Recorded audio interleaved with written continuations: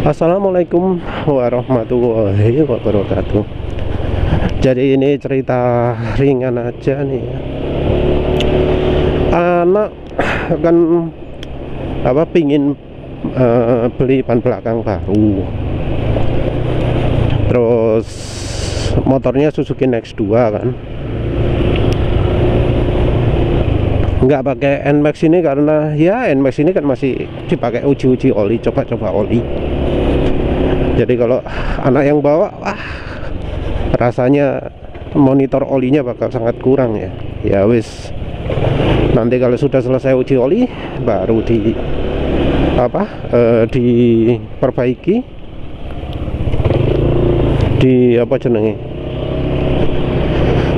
diganti. Rekomendasi banyak orang ya, banyak pemirsa pakai NPP komplit piston silinder. Nanti ada juga yang rekomendasi untuk ganti valve. Ya wes lah, rencananya itu. Tapi nunggu nyoba sekitar berapa itu, 25 oli lagi ya. 25 oli kalau umurnya kayak gini suwi ya, mungkin 2 tahun suwi kak Sito tadi. Ya wes, terus anak kan biasa bawa NX2, terus ban belakang sudah gundul. Ban belakang sudah gundul itu bikin nggak enak dikendarai, karena kalau lewat bagian permukaan jalan yang berbeda antara kiri dan kanan, jadi kayak oleng gitu ya, karena permukaan bannya datar, nggak membundar. Kalau motor itu kan enak yang membundar, kalau mobil kan enak yang datar permukaan bannya. Ya wes, anak minta ganti ban. Oke dah, karena nggak tahu harganya ban berapa, penulis juga nggak ngikutin harga ban, dibawain uang 300.000. Tempat yang komplit bannya yang tahu ya Planet Ban. Ya wes, berangkat ke Planet Ban.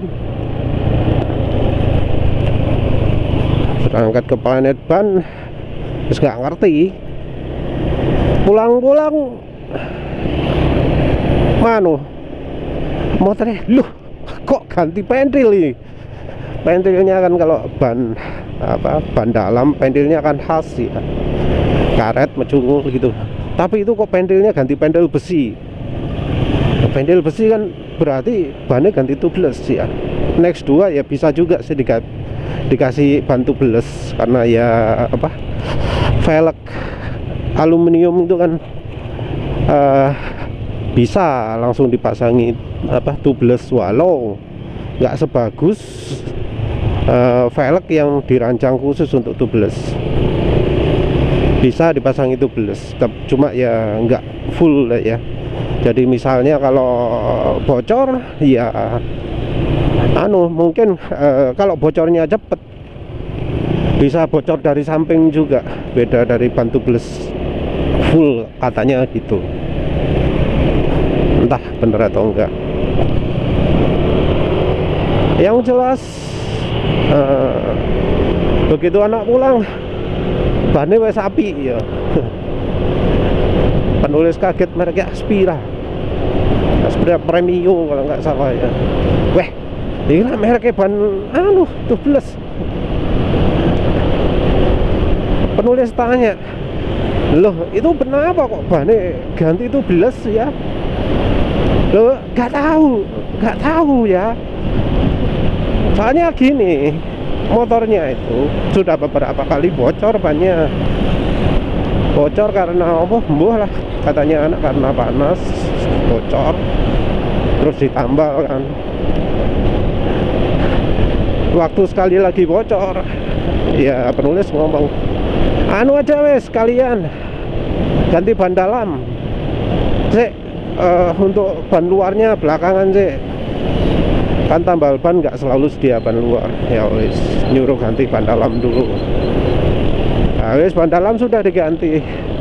terus nyuruh beli ban, itu yang dimaksud adalah ban luar, bukan ban tubeless tapi ban luar. Jadi saat beli ban itu, kondisi ban dalam itu masih baru masih baru. Jadi ya ban dalam barunya ini terus gak ono di tahun ini, mana ban dalamnya terus yang lama nggak ada. Waduh.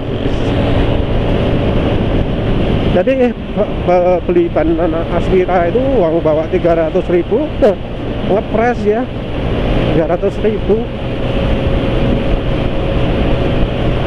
Mungkin bannya harga 290 sama apa jenenge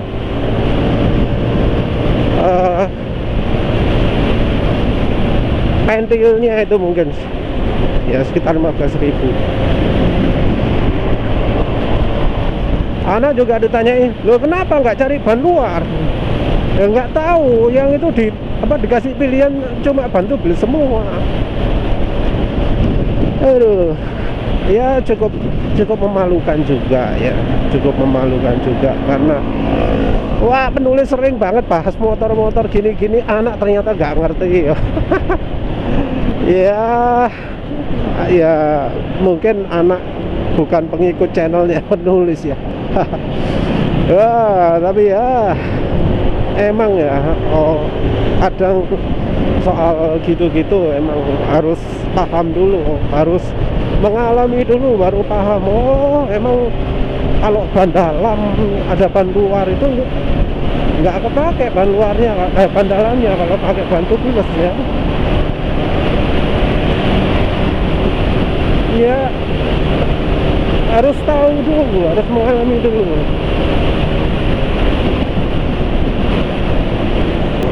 Tapi ada beberapa hal ya yang ya wes lah ekstremo, cuma yang ketun itu ban dalamnya itu loh barusan ganti. Ban dalamnya itu bener-bener barusan beberapa hari. Tapi hilang wis.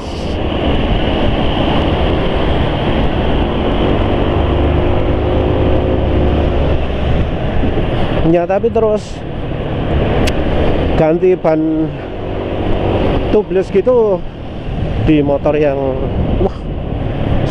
Fazio barusan suara mesinnya kasar. Cek sih.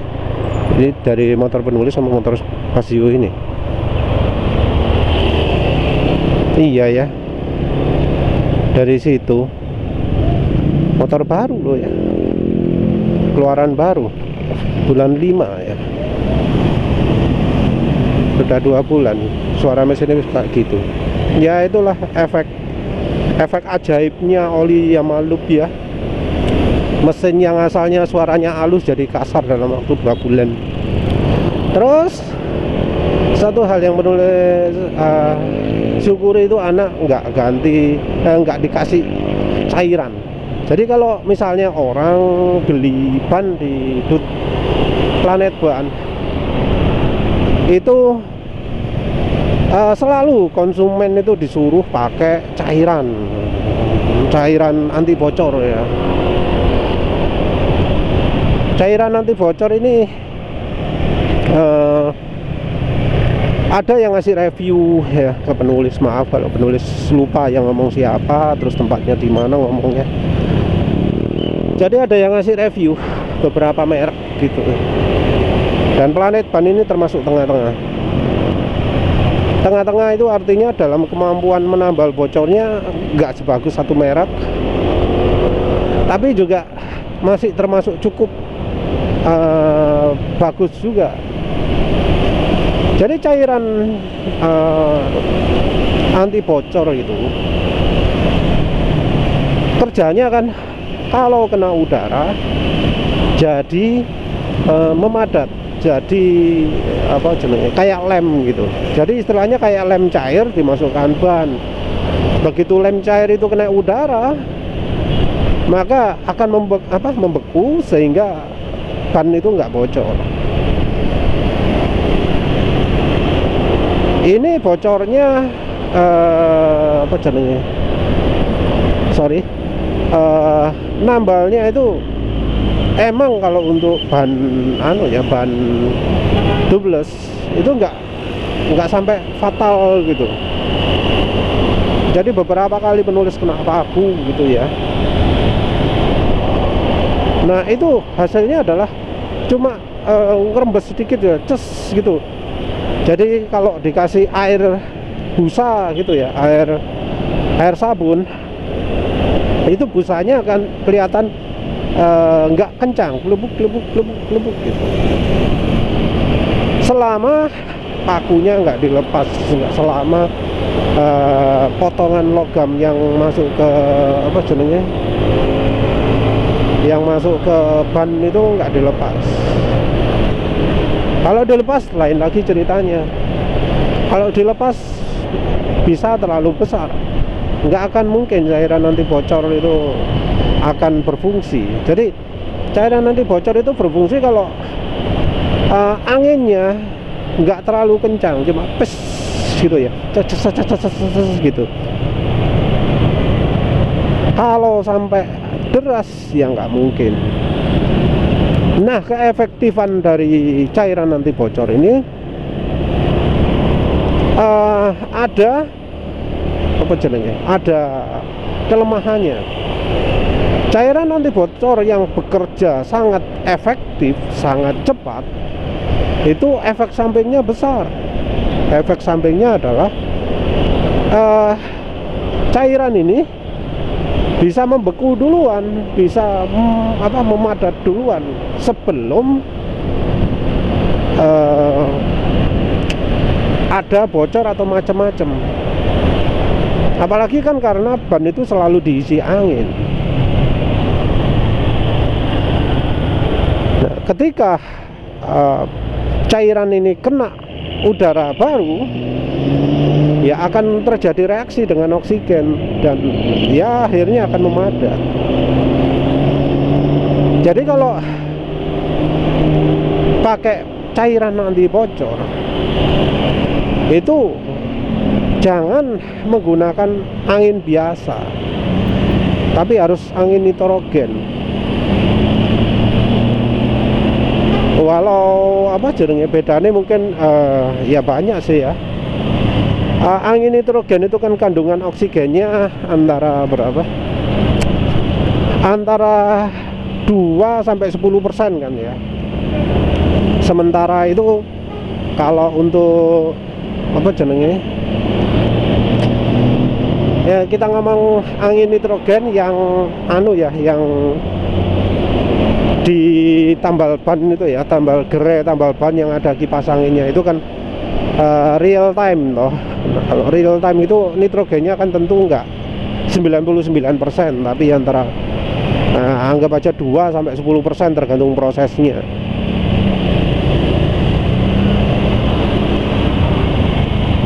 Nah, kalau pakai yang pompa nitrogen itu ya lumayan lah. Dia akan nggak terlalu parah terjadinya oksidasi cairannya. Lihat, maaf ya, puter. Jadi nggak terlalu parah terjadinya oksidasi, paling nggak dibanding dengan udara pompa biasa. Itu kan kalau pompa biasa ya,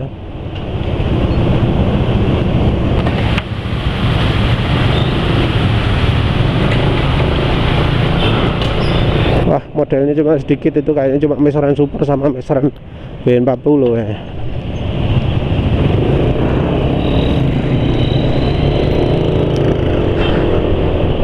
Ya paling enggak kalau pakai angin nitrogen itu oksidasinya enggak secepat kalau pakai angin biasa lah wes. Cuma ya tetap ada oksigennya di isi ban nitrogen, kecuali yang pakai tabung itu. Tapi siapa yang pompa ban pakai angin nitrogen di tabung? Jarang kan.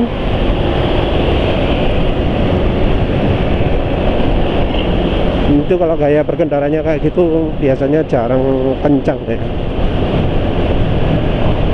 Maksudnya jarang top speed. Kalau kencang ya iya, berusaha banter kalau jalurnya kencang.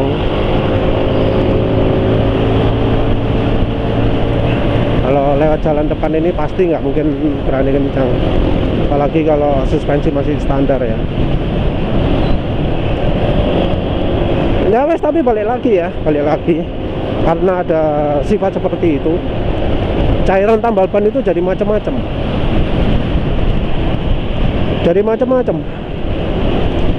Ada yang lebih cepat cair tuh, nggak berani kencang kan, soalnya jalannya apa, rata, suspensi ini paling suspensi standar, masih belum diganjel stoppernya ya. Jadi macam-macam ya, cairan tambal ban. Ada yang reaksinya cepat, ada yang reaksinya lambat. Yang reaksinya cepat membeku, yang reaksinya lambat ya itu lebih awet ya. Tapi biasanya rekomendasinya cairan yang ada di ban itu tidak untuk dipakai seterusnya, disuruh untuk ganti setiap setiap 3 bulan ada, 6 bulan ada, setiap tahun ada, tergantung dari seberapa ganas secara kerjanya cairan anti bocor tersebut. Nah, itu ya jadi sesuatu yang ribet gitu loh. 6 bulan sekali kalau harus ke tempat tambal ban untuk ganti cairan. Kalau untuk penulis sih ya terlalu makan waktu ya.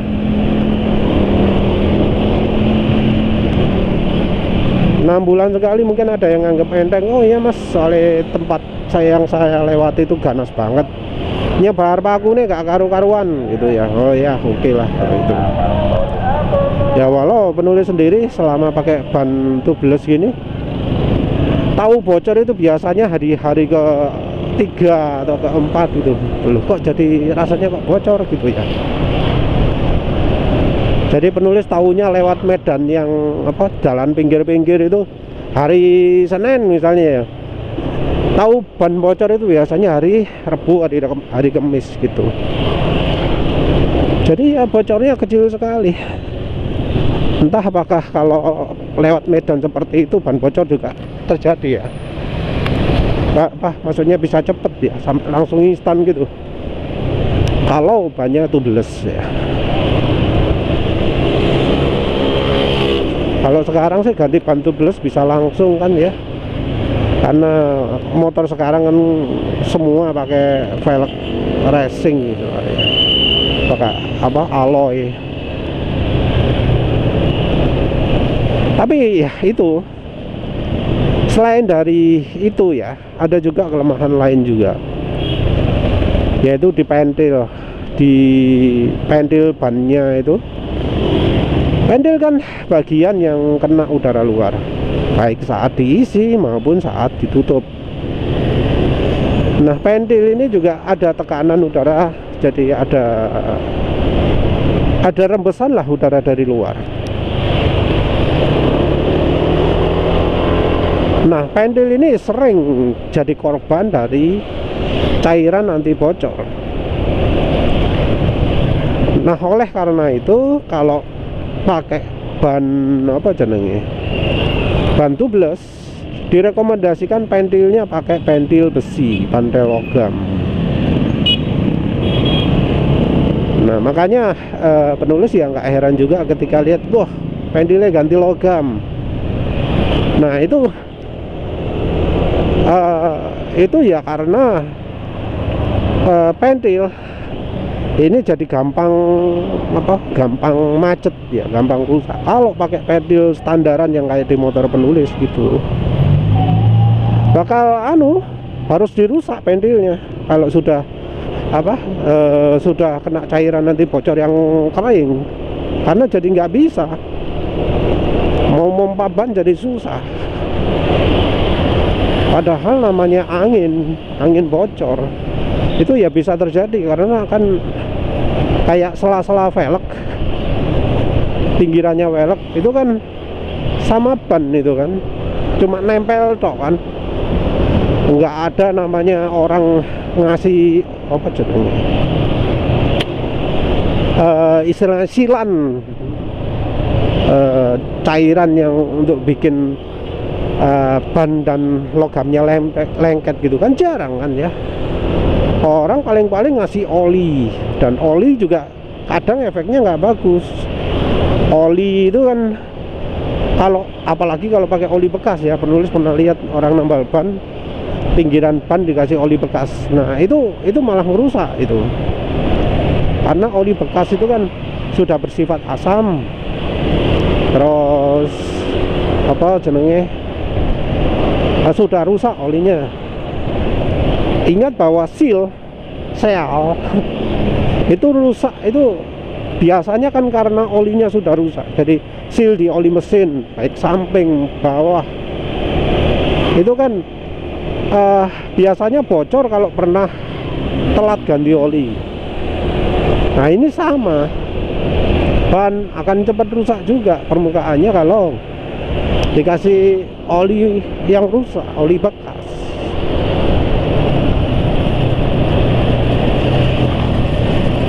Ya harusnya sih di tempat orang masang apa ban gitu ada yang jual silan khusus ban gitu ya, cairan atau lem lah ya, yang bisa membuat ban itu melekat sempurna. Kalau misalnya permukaan velgnya ada guratan-guratan, itu nggak akan jadi masalah gitu loh.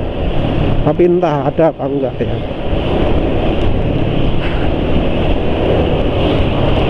Tapi ya wes itulah.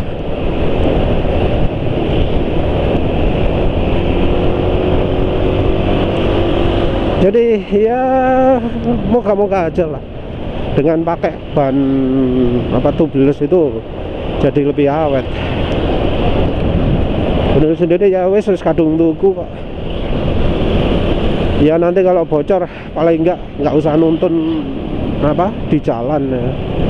Paling nggak bisa apa nyampe rumah dulu baru bocor gitu. Kalau yang lain tergantung selera ya. Ya kelemahannya ban tubeless itu kalau bocor nggak langsung gembos itu. Tapi ya ada juga yang nakut-nakutin kan ya. Kalau ban tubeless begitu sudah bocor itu nggak boleh ditambal, harus ganti. Harus ganti karena ya bikin ban nggak seimbang lah, jadi nggak center. Kalau penulis sendiri ya wes lah ya, yang bikin ban nggak center itu nggak cuma itu saja. Motor penulis mulai dari saat baru nyis itu nggak center. Jadi kalau di player setempat bannya itu goncang atas bawah gitu, karena masangnya nggak center. Ya maklum lah, kerja borongan ya, kerja sak cepet-cepet ya, asal-asalan, nggak bagus cara masangnya. Padahal ban standar loh ya.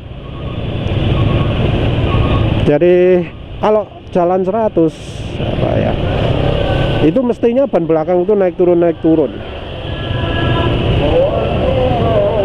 Kayak apa jenengnya? Kayak ban Next 2 juga. Penulis juga ngerasakan itu. Sebenarnya juga apa? Nggak center juga ban Next 2 itu. Mungkin bannya terlalu besar, lebih besar dari peleknya kali ya. Yang sekarang ini mungkin kayaknya agak pas, sehingga terlihat lumayan center lah. Tapi jelas ban penulis yang NMAX ini, ban Next 2 sebelumnya itu masangnya nggak center, sehingga kalau di player setempat gerak naik turun. Kalau yang Next 2 sampai parah dipakai jalan top speed itu terasa apa ya, goyang-goyang gitu ya bagian belakangnya. Jadi ya wis itu, penulis nggak pakai cairan bukan karena cairan itu bikin apa nggak imbang, karena ada kan yang ngomong kalau pakai cairan ban itu ada kocak-kocak, jadi nggak stabil karena cairannya itu. rasanya bukan cairannya yang bikin nggak stabil, tapi ketika cairan itu sudah mengering, mengendap di satu bagian ban, nah itu yang bikin nggak stabil.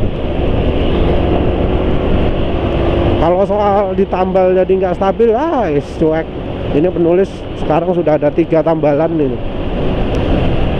gak kerasa kok. Yang penting suspensinya ya, suspensinya. Kalau suspensinya ori ya kerasanya banget. Kalau suspensinya sudah modifan ya lumayan. Oh iya, soal suspensi, maaf untuk yang NMAX ya, penulis baru sadar bahwa pakai suspensi DBS 722 itu jadi bikin suspensinya kena saluran hawa, saluran apa, saluran pernafasan transmisi ya. Kalau sudah seperti itu, maka yang masuk ke filter harus dibuntu ya, harus dibuntu sedemikian rupa sehingga aman, nggak sampai buntuannya itu nanti bisa masuk ke ruang mesin karena kesedot ya.